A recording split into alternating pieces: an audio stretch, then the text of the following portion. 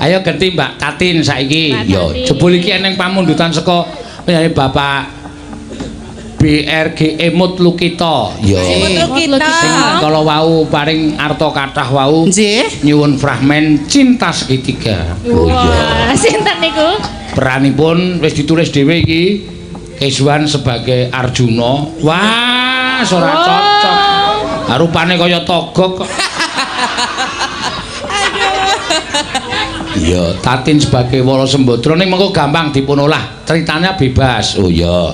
Saiki Mbak Tatin sik men nembang sik. Ya, Mbak Tatin. Mbak Tatin. Iya, Tin. Sok cantik iki. Cantik. Oh ya aku ketelah ngono saiki gara-gara Kere-kere. gara-gara lek Kimin nih ya. Gara-gara lek Kimin. Loh, ora sok cantik, Mbak. Saya sampaikan berulang kali, pada dasarnya semua wanita itu cantik. Ya. Tapi gimana bisa terlihat lebih menarik, yaitu yang tahu kita sendiri. Potensine awake dhewe iki apa? Ana sing wong jane ayu didandani dadi elek. Ana sejatinya dia cantik karena budi pekertinya enggak cantik, jadi penilaian orang terhadap dia jadi jelek. Ono jane Mbak Mimin ki ora ayu, kulitnya ya ora putih, ning cara membawa dirinya bagus terlihat lebih menarik. Lho ngono dadi gumantung. Dadi gimana kita? Gusti Allah maringi wanita itu semua cantik.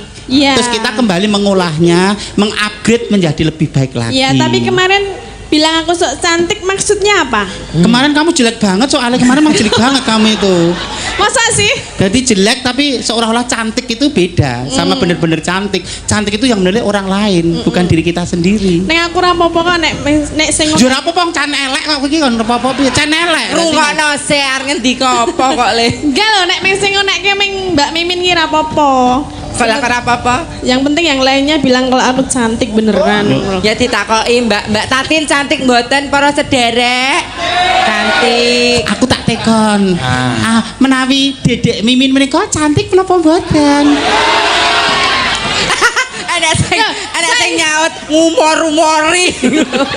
Saiki sing sok cantik sapa nek ngono kuwi? Ora apa-apa, mbok menawa aku di mata kalian aku tidak cantik, tapi insya Allah Gusti Allah ngarani aku ki apik atine. Apik atine. Rasa makmek. Mosok dicekel ngono ra gelem lho. Rasa makmek. Lah biasane piye ya tak mek-mek ya ora apa-apa lho. Gak kowe ngejak apik wong bojomu kae wis tau karo aku. Wis tau apa? Wis tau. Wis tau ngapa? Alah yo ngerti kono priya diwasa, aku wong wedok akhir dimongso. anu diwasa. Akhir dimongso. Iya. Engko bar iki diadakan pramen. Ya ning sak ora-orane ya Tatin ben nembang sik ngundak ora nyuwara. Ya ngono ya, Mak. Napa, Pak? Ayo terserah apa iki pamundutan akeh banget. Ya imbang ana katresnanku nek kowe gelem, nek kowe iso.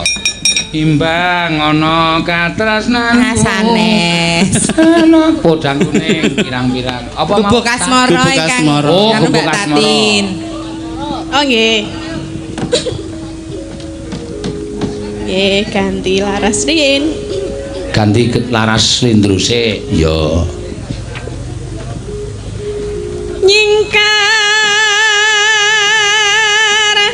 nyingkur.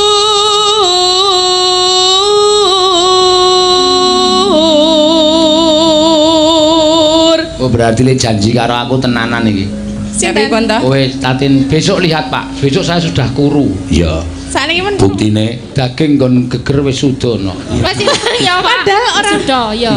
ya besok masih sudah lagi. Oh iya. Oh, amergane kuwi korsete dikendhokke kuwi apa? Enggak ya. Takono Mbak Mimin ki to Mbak Mimin. Oh. Pecilan le anek suarane ra. Kok. Kok-kokoknya apa? Temuan men aku genti, Mbak. Aduh. Trot-trot. Kok masa ono lho? Beda kok ya. Padahal aku nek demok orang ngono ki lho, kok jenengan kok ngono. Wah. Lah aku lah. Lah ngopo? Didemok kok ora krasa apa-apa. Orang maksudnya ekspresinya enggak seperti itu ngono lho. Mula sing lanang dolan terus. Ora krasa apa-apa. Jebule karo jenengan ya malah. Mula nek karo kok ndregil.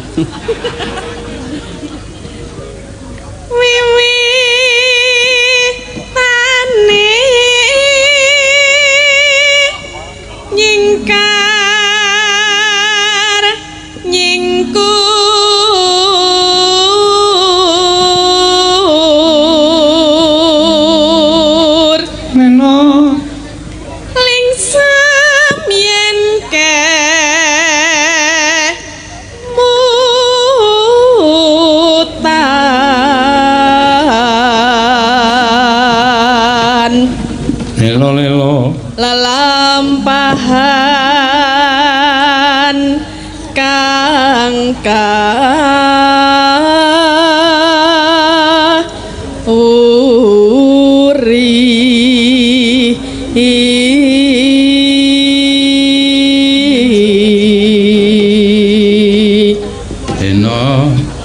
tresno tulus nadyan ingku buk asmara